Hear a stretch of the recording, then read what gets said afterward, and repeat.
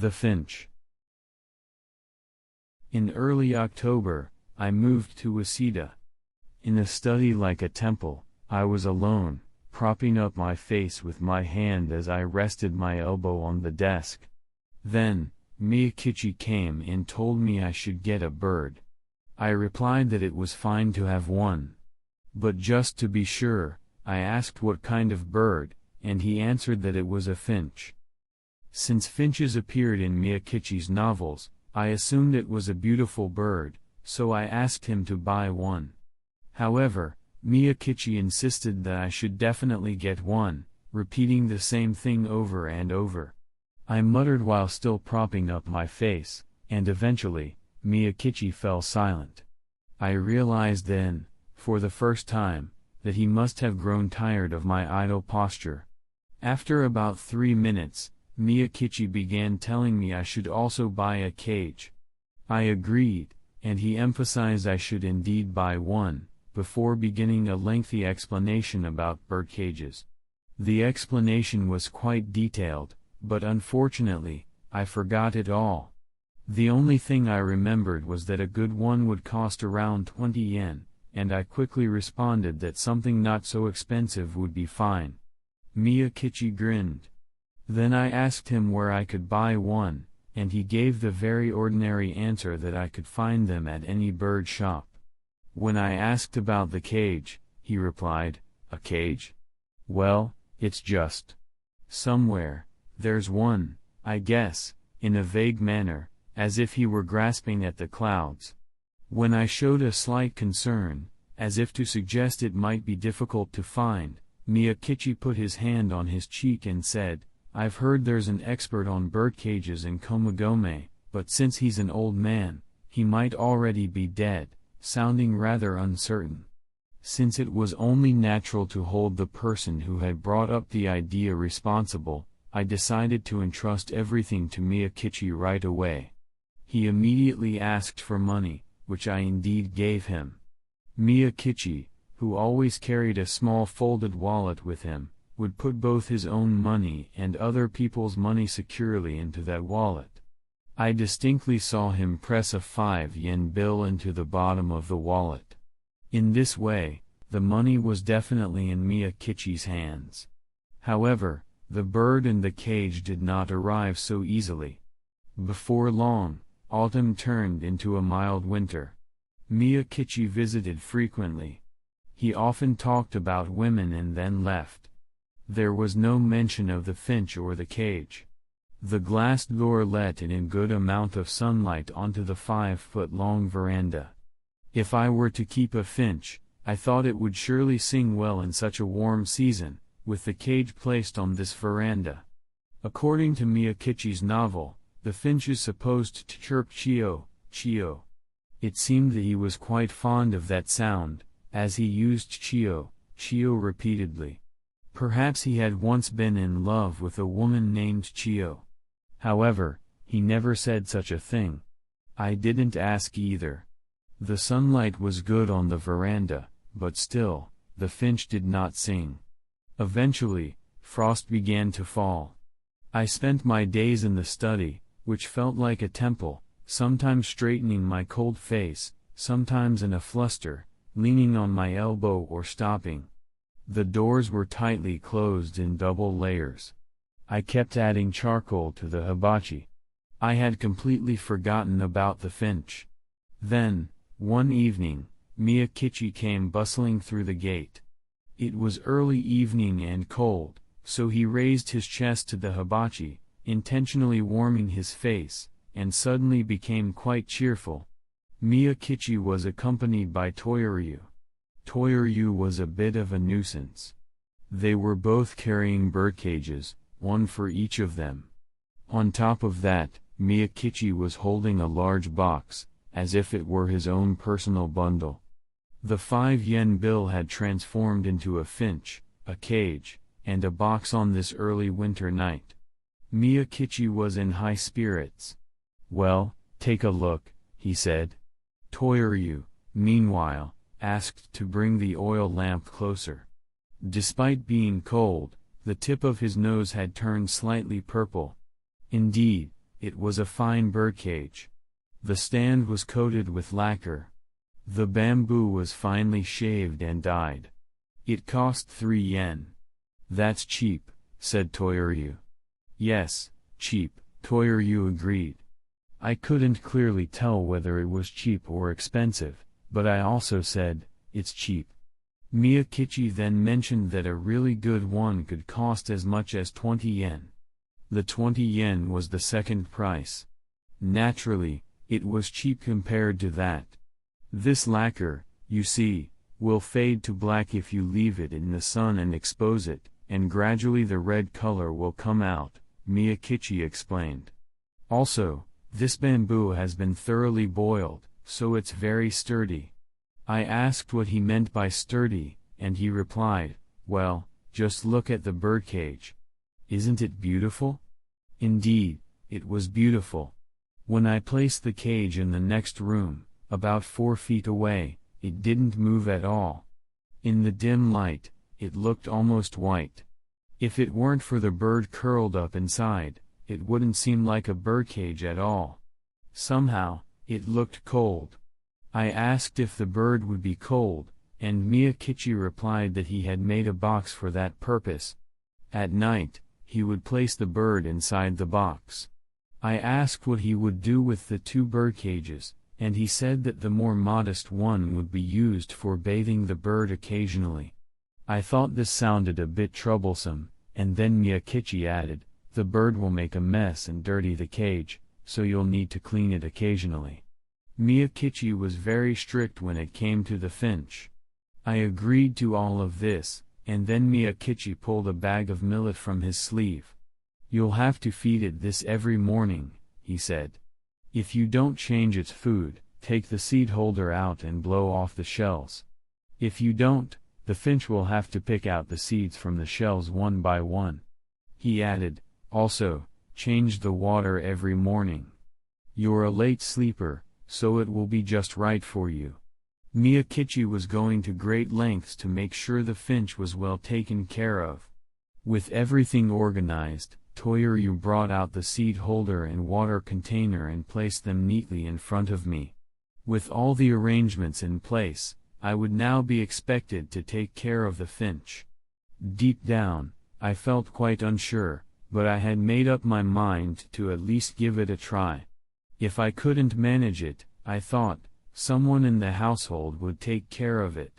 Eventually, Miyakichi carefully placed the birdcage into the box and carried it out to the veranda, saying he would leave it there and then went home. I laid out a futon in the middle of my study, which felt like a temple, and slept in the cold, serene stillness. In the dream, I was carrying the finch on my back. It felt a bit chilly, but as I continued sleeping, it was as calm as any other night. The next morning, when I woke up, sunlight was streaming through the glass door. I immediately thought that I needed to feed the finch. However, it was too tiresome to get up. I kept thinking, I'll do it in a moment, I'll do it in a moment, but before I knew it, it was already past 8 o'clock. Reluctantly, I washed my face and, with bare feet on the cold veranda, I lifted the lid of the box and brought the birdcage into the light. The finch blinked its eyes. I felt sorry, thinking it probably wanted to have been awake earlier. The finch's eyes were pitch black. Around the eyelids, there were delicate threads of pale pink and yellow silk, as though they had been sewn in. Each time the finch blinked, the threads would suddenly come together and form one line. Then, they would separate again into a round shape. As soon as I took the cage out of the box, the finch tilted its white neck slightly and, with its black eyes, looked at me for the first time. Then, it chirped. I quietly placed the birdcage on top of the box. The finch immediately left the perch. Then, it returned to the perch. There were 2 perches. I had arranged 2 dark blue ones at a suitable distance to form a bridge and placed them side by side. When the finch lightly stepped on one of them, I could see that it was delicately made. At the tip of its slender, pale red feet, There were claws that looked like they had been carved from pearls, gracefully holding onto the perch. Suddenly, its gaze shifted. The finch had already turned around on the perch. It kept tilting its head left and right. After tilting its head, it suddenly straightened up and seemed to stretch its neck forward. Then, the white feathers fluttered a bit. The finch's feet settled on the opposite perch, right in the middle, and it chirped again. Then, it peered at me from a distance. I went to the bathroom to wash my face. On my way back, I stopped by the kitchen, opened the cupboard, and took out the bag of millet Mia Kitchi had bought the previous evening. I filled the food container and added water to another. Then, I went back out to the veranda of the study. Mia Kitchi was a thorough man, and the previous evening, he had carefully explained how to feed the finch. According to his instructions, if the cage door is opened carelessly, the finch will escape. So, while opening the cage door with the right hand, the left hand must be placed underneath to block the exit from the outside, as it could be dangerous otherwise. The same care should be taken when handling the feeding container. He even demonstrated the proper technique, but I forgot to ask how one could manage to place the feeding container into the cage using both hands. I had no choice but to hold the feeding container with one hand while gently pushing the cage door upward with the back of my other hand. At the same time, I blocked the opening with my left hand. The bird glanced back for a moment, then chirped. I struggled with the left hand, which was blocking the exit. The bird didn't seem like it would try to escape, so I felt a bit sorry for it. Mia Kitchi had taught me something wrong. I slowly placed my large hand inside the cage. Then, the finch suddenly began flapping its wings. The finely carved bamboo bars vibrated with the sound of its wings fluttering so hard that the soft white feathers flew. I suddenly felt disgusted with my large hand. As soon as I placed the millet container and the water container between the perches, I withdrew my hand. The cage door fell shut with a soft clink. The finch returned to the perch, tilted its white neck halfway to look up at me from outside the cage. It then straightened its neck and looked at the millet and water below its feet. I went to the living room to have my meal. At that time, I was writing novels as part of my daily routine.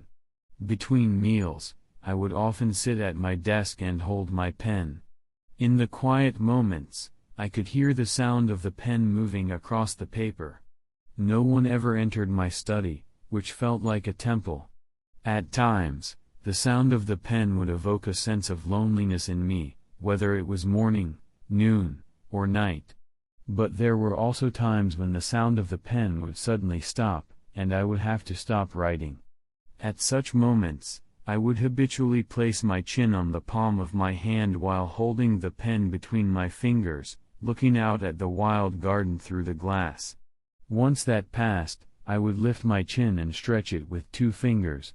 Even then, if the pen and paper didn't come together, I would stretch my chin again with my fingers.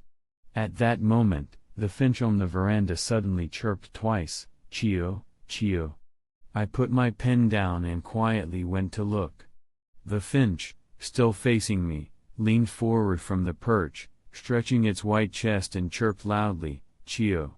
It was such a beautiful sound that I thought Mia Kitchi would surely be happy to hear it.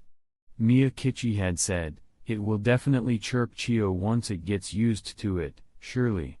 I crouched down next to the cage again. The finch turned its swollen neck a few times, first to the left, then to the right. Soon, its small white body gently leapt from the perch. Then, the beautifully delicate claws appeared, half out of the feeding container. The feeding container, which would topple over with the slightest nudge, remained still like a bell. The finch was light as a feather. It felt almost like a snow spirit. The finch quickly dipped its beak into the center of the feeding container, then moved it left and right a few times. The neatly arranged millet scattered across the bottom of the cage. The finch lifted its beak, and a faint sound echoed from its throat. It dropped its beak back into the millet again, and another faint sound followed. The sound was fascinating. When I listened closely, it was round and delicate, yet incredibly swift. It felt like a small person, no bigger than a violet, striking a piece of agate with a golden hammer as if playing a game of Go. The beak of the finch appeared to be a soft red mixed with a touch of purple. As the red gradually faded, the tip of the beak, which was pecking the millet, became white like semi-transparent ivory. The beak moved very quickly when it dipped into the millet. The millet grains, lightly scattered, flew through the air as the finch's beak worked quickly from side to side. The finch didn't seem to hesitate in its movements, swiftly pecking the yellow grains and shaking its plump neck back and forth. The number of millet grains scattered across the cage bottom was countless, but the feeding container remained quietly untouched. It was a heavy object, with a diameter of about 1.5 inches. I quietly returned to my study, feeling lonely as I let my pen run across the paper. On the veranda, the finch chirped. Occasionally, it also called out, "Chio, chio." Outside, the cold wind was blowing. In the evening, I saw the finch drinking water. It perched delicately on the edge of the container, sipping a drop of water with its tiny beak, tilting its head back as if savoring it. At this rate, I thought the water would last for about 10 days. I returned to my study. Later in the evening, I put the finch back into its box. When I peered outside from the glass door before going to bed, the moon had risen, and frost had settled. The finch didn't make a sound inside the box. The next morning, I again woke up late, and by the time I took the cage out of the box, it was already past 8 o'clock. The finch must have been awake for some time in the box. Yet, it didn't show any sign of complaint. As soon as the cage was placed in the light, it blinked its eyes, slightly hunched its neck, and looked up at my face. I once knew a beautiful woman. She would often sit at a desk, lost in thought. One day, I quietly approached her from behind, and gently ran my hand over the narrow part of her neck, just where the ends of her purple sash were hanging down. She turned her head sluggishly, and her eyebrows naturally arched into a soft V. Her eyes and mouth hinted at a smile. At the same time, her graceful neck rose up, tilting towards her shoulders. When the finch looked at me, I suddenly remembered this woman. She is now married. I had played with the ends of her sash a few days after her engagement was settled. The feeding container still had about 80% of the millet left, though there were quite a few shells mixed in. The water container was floating with millet shells, and it was somewhat cloudy. I needed to change it. I reached my large hand into the cage again, and though I was very cautious, the finch fluttered its white wings and stirred up a commotion. Even if a single feather had fallen out, I would have felt bad about it. I carefully blew the shells off, and the wind took them away. I also changed the water, which was very cold, coming from the faucet. That day passed with the lonely sound of my pen on paper. Occasionally, I heard the finch call out, "Chio, chio." I thought maybe the finch was calling because it was lonely too. But when I went out onto the veranda, I saw the finch flying back and forth between the two perches, constantly moving from one side to the other. It didn't seem upset in the least. At night, I placed the finch back in the box. The next morning, when I woke up, the outside was covered with white frost. The finch was probably awake by then, but it didn't seem to have any intention of getting up. Even picking up the newspaper next to my pillow was difficult. Still, I managed to smoke a cigarette. I thought that once I finished this cigarette, I would get up and take the finch out of its cage. As I watched the smoke curling upward, I caught a glimpse of a face, narrowed eyes, a slightly furrowed brow, and the neck pulled in, of the woman from long ago. I immediately sat up in bed. I draped my houri over my pajamas and went out to the veranda. I removed the box's lid and took the finch out. It chirped twice, chio, chio, as it left the box. According to Mijiki, as the bird becomes accustomed to its environment, it will begin to chirp when it sees a human face. In fact, Mijiki's finch used to chirp continuously, chio, chio, whenever he was near. Not only that, but it would even eat millet from the tip of his fingers. I, too, wanted to try feeding the bird from my fingers one day. The next morning, I again awoke late. I didn't even think of the face of the woman from long ago. After washing my face and having breakfast, I finally went outside to the veranda. To my surprise, the cage was already sitting on top of the box. The finch was hopping from perch to perch, looking quite entertained. Occasionally, it would stretch its neck and peek outside the cage. It was quite innocent looking. The woman from long ago, whom I had once played with the ends of her purple sash, had long, slender shoulders and a habit of slightly tilting her neck when she looked at people. The millet was still plentiful, and the water hadn't run out either. The finch seemed content. I didn't bother changing the millet or water and returned to my study. In the afternoon, I went out onto the veranda again. I planned to walk around the veranda while reading, as a post-meal exercise. But when I stepped outside, I saw that the millet was already nearly 3/4 gone. The water had become completely cloudy. I hurriedly threw my book aside and changed the millet and water for the finch. The next day, I woke up late again. I didn't even look at the veranda until after I washed my face and had breakfast. After returning to my study, I wondered if, as yesterday, someone from the household had taken the finch out of the cage. I poked my head out just to check, and sure enough, the cage was placed outside. Furthermore, both the millet and the water had been refreshed. Only then did I feel relieved and put my head back inside the study. The moment I did, the finch chirped, chio, chio. I stuck my head out again, but the bird did not chirp this time. It just looked at me curiously through the glass, gazing at the frost-covered garden. Finally, I returned to my desk. Inside the study, the sound of my pen still rustled on. The short story I had been working on had progressed quite a bit. My fingertips were cold. The sakura charcoal I had placed this morning had turned white, and the iron kettle hanging on the satsuma brazier was almost cold. The charcoal burner was empty. I knocked my hands together but couldn't hear anything from the kitchen. When I stood up to open the door, I saw that, unusually, the finch was perched still on its perch. Upon closer inspection, it had only 1 foot. I set the charcoal burner down on the veranda and bent over to peer into the cage. No matter how much I looked, the bird only had 1 foot. The finch was quietly resting its entire body on that frail, single foot, motionless in its cage. I was puzzled.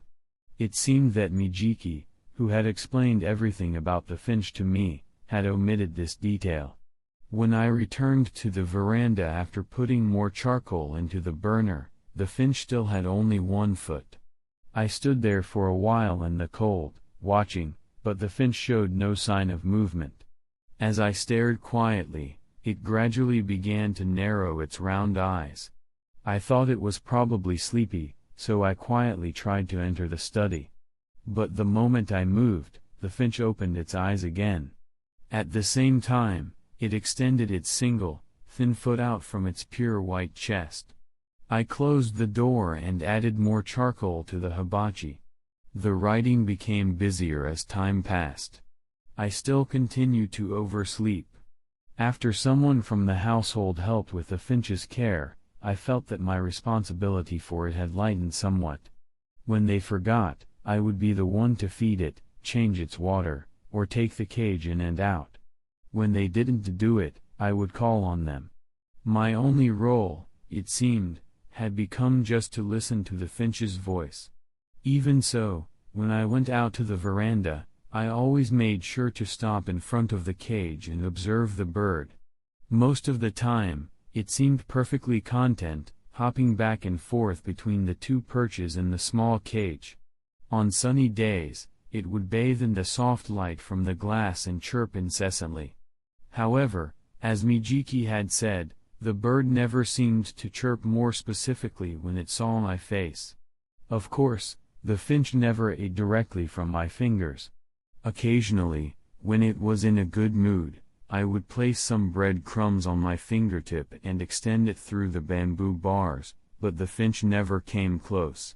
If I made the mistake of pushing my finger in a little too boldly, the bird would be startled by the thickness of my finger and flap its white wings, fluttering around the cage in a panic.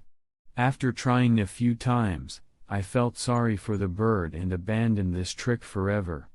I highly doubt that there is anyone in the modern world who could accomplish such a feat. It was probably something only ancient saints could do. Mijiki must have been lying. One day, while I was writing a sorrowful story, listening to the sound of my pen, a strange noise suddenly entered my ear. From the veranda, I heard a rustling sound. It could have been a woman brushing the hem of her long robe, but it was too grand for such a simple thing. Perhaps it could be described as the sound of the pleats of a court lady's ceremonial kimono brushing against each other as she moved along a platform. I set aside the story I had been working on and, holding my pen, stepped out to the veranda. There, I found the finch bathing in water. The water had just been replaced. The finch had dipped its light foot into the middle of the water container, with its chest feather submerged up to its breast. Every now and then, it would spread its white wings to the sides, as if crouching in the water, pressing its body down as it shook its entire coat. Then, it would fly up lightly to the edge of the water container. After a while, it would dive back in. The water container's diameter was only about 1.5 inches. When it dove in, its tail and head, as well as its back, were mostly above the water. Only its feet and chest were submerged. Despite this, the finch was happily and earnestly bathing in the water. I quickly fetched a new cage and moved the finch over to this one. Then, I took a watering can and went to the bathroom, where I filled it with tap water and poured it over the cage. As the water from the can ran out, drops of water fell from the finch's white feathers, rolling off like little beads. The finch constantly blinked its eyes. The woman, who I had once played tricks on while she wore a purple obi, had been working in the parlor when I reflected the spring sunlight onto her face using a pocket mirror from the second-floor back room. She lifted her pale pink cheeks and, holding her delicate hand in front of her forehead, blinked her eyes in surprise. Perhaps this finch and that woman share the same feeling. As the days passed, the finch sang more sweetly. But it was often forgotten. Sometimes the food dish would be empty, just filled with millet husks. Other times, the bottom of the cage would be full of droppings. One evening, after a late party, I returned home to find the winter moon shining through the glass, casting a faint light over the wide veranda. The birdcage was still, sitting on the box. In the corner, the finch's body, pale and white, seemed to float on the perch as if it weren't really there. I returned the birdcage to the box. The next day, the finch was chirping cheerfully as usual. After that, I sometimes forgot to put it back in the box on cold nights. One evening, while I was engrossed in writing in the study, I suddenly heard a clattering sound from the veranda. But I didn't get up. I continued writing the urgent novel. Though I was somewhat concerned, I decided not to check, pretending not to hear it. I went to bed after midnight, and on my way to the bathroom, feeling uneasy, I decided to check the veranda. The cage had fallen off the box and was lying on its side. Both the water dish and the food dish had been overturned. Millet was scattered all over the veranda. The perch had come loose. The finch was quietly gripping the bars of the cage. I vowed that from tomorrow, I would never allow a cat onto this veranda. The next day, the finch did not chirp. I filled the food dish with a mound of millet and filled the water dish until it overflowed. But the finch stayed motionless on the perch, with only one leg. After lunch, I decided to write a letter to Mijiki, and as I began writing a few lines, the finch chirped a little. I stopped writing. It chirped again. When I went to check, the food and water had significantly decreased. I stopped writing the letter, tore it up, and threw it away. The next day, the finch didn't chirp again. It had climbed down from the perch and was lying on its belly at the bottom of the cage. Its chest was slightly swollen, and small feathers were ruffled, looking like ripples on water. That morning, I received a letter from Mijiki, asking me to come to a certain place about the usual matter. Since it was requested to be there by 10 o'clock, I left the finch as it was and went out. When I met Mijiki, the matter turned into a long discussion, and we ate lunch together. We had dinner together as well. Then, we made plans for a meeting the next day, and I returned home. I came back around 9 p.m. and had completely forgotten about the finch. I was tired, so I went straight to bed and fell asleep. The next morning, as soon as I woke up, I remembered the usual matter. Even if the person involved agreed, it seemed unlikely to send a young girl to a place like that. She would be told she could go anywhere and would probably follow without much thought. Once she went, she wouldn't be able to leave so easily.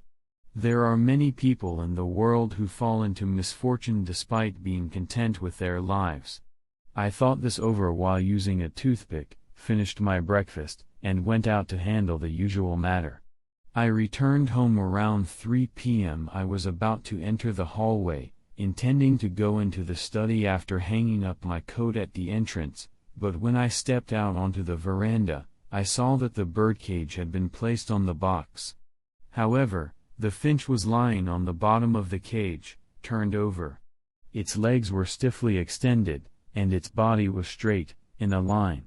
I stood by the cage and quietly watched the finch. Its black eyes were half closed in sleep. The color of its eyelids had changed to a pale bluish tint. The food dish was filled only with millet shells. There wasn't a single grain left to peck at. The water dish was dried up to the point where the bottom gleamed. The daylight, slanting through the glass door to the west, almost touched the cage. The lacquer on the stand, as Mijiki had mentioned, had somehow lost its blackish hue and revealed the red color underneath. I looked at the red stand that had turned color on this winter day. I looked at the empty food dish. I looked at the two perches stretching across the cage, now barren. Then, I looked at the stiff finch lying below. I bent down, cupping the birdcage in both hands, and carried it into the study. I placed the cage in the center of the 10 tatami room. Kneeling in front of it, I opened the cage door and reached in with my large hand, carefully picking up the finch. Its soft feathers were cold and stiff. Withdrawing my hand from the cage, I opened my fingers, and the finch lay quietly in the palm of my hand. I kept my hand open for a while, staring at the dead bird. Then, I gently placed it on a cushion and sharply clapped my hands. A 16-year-old girl, who had said yes, stood by the threshold, her hands resting on the tatami. I suddenly grabbed the finch from the cushion and tossed it in front of the girl. She lowered her head, staring silently at the tatami. I scowled at the maid, saying, "Because the household didn't feed it, the bird has finally died." The maid remained silent. I turned towards my desk and wrote a postcard to Mijiki. The message read, "Because the household didn't feed the finch, it has died." It is the height of cruelty to put a creature in a cage and fail to fulfill even the duty of feeding it. I told the maid to send it, and to take the bird there as well. She asked where to take it, and I shouted, "Take it anywhere you like," and she hurried off to the kitchen. A little while later, I could hear children shouting in the backyard, "We're burying the bird." The gardener, whom I had asked to clean the yard, said, "This spot would be good for it, miss." Though I wasn't enthusiastic, I continued to move the pen in my study. The following day, I felt rather heavy-headed and didn't get up until around 10 o'clock. As I washed my face and looked out into the backyard, I saw a small public notice placed near where the gardener had spoken yesterday. It stood alongside a patch of blue horsetail grass. The notice was much shorter than the horsetail. Wearing my Geta sandals, I stepped on the frozen ground in the shadow of the sun, crushing the frost beneath. As I got closer, I saw that the notice read, "Do not climb this embankment." The handwriting was clearly that of Fudeko. In the afternoon, I received a reply from Mijiki. The message simply stated that the Finch had been pitifully unfortunate, but there was no mention of the household being at fault or cruel.